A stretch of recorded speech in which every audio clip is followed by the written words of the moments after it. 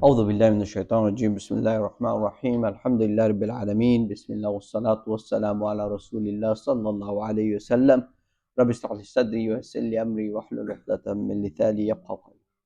Assalamu alaikum brothers again. Today inshallah we're going to look at the topic in terms of relating to the sighting of the moon.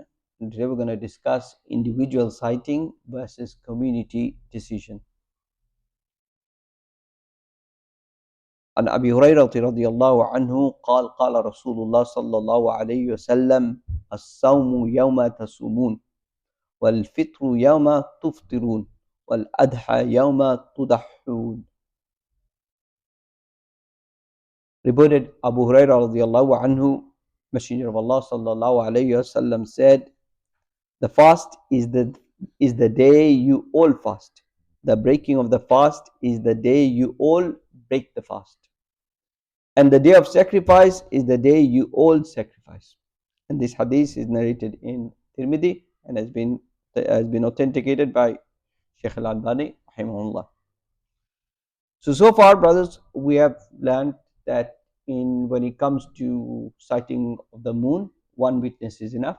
When it comes to sighting of the moon of Shawwal, which is the starting of Eid, we need two witnesses. And now what happens if somebody as an individual sees the moon?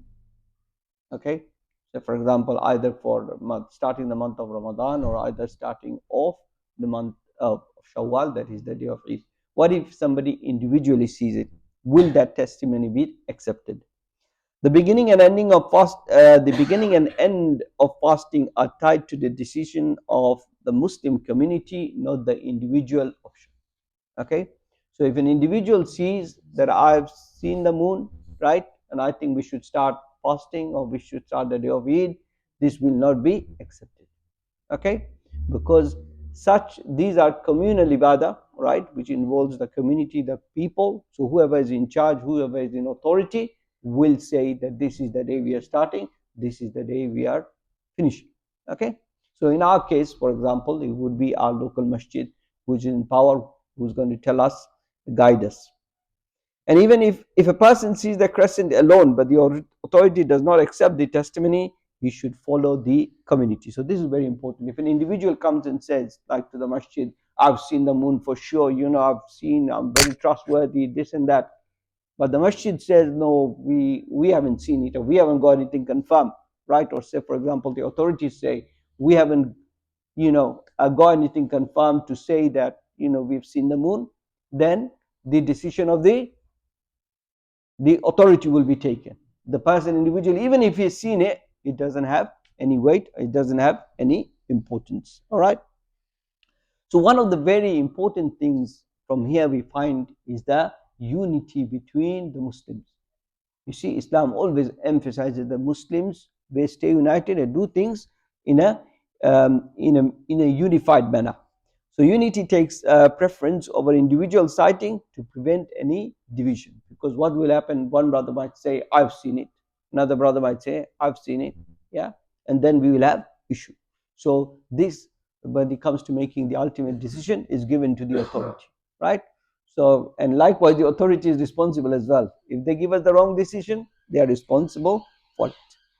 And this comes very important for Eid al-Fitr, Eid al-Adha are established with the collective decisions of the Muslims. Whoever is in authority, they see, they check, and then let the rest of the Muslims know, and decision is taken from there.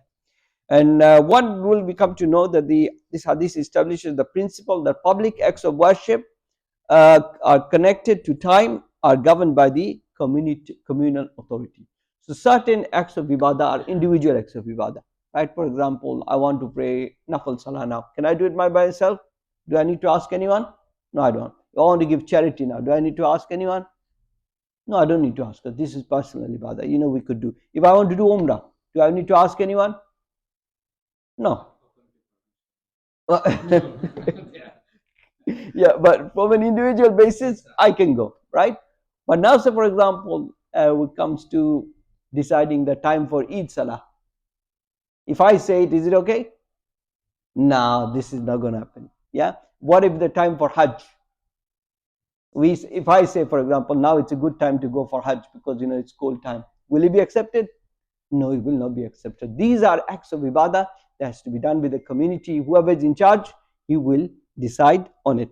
So public acts of community, public acts of worship connected to the time are governed by communal authority, whoever is in position. Likewise, in the time for Jummah Salah, right, time for starting Tarawih Salah, all these things, right, has to be decided by the people in authority.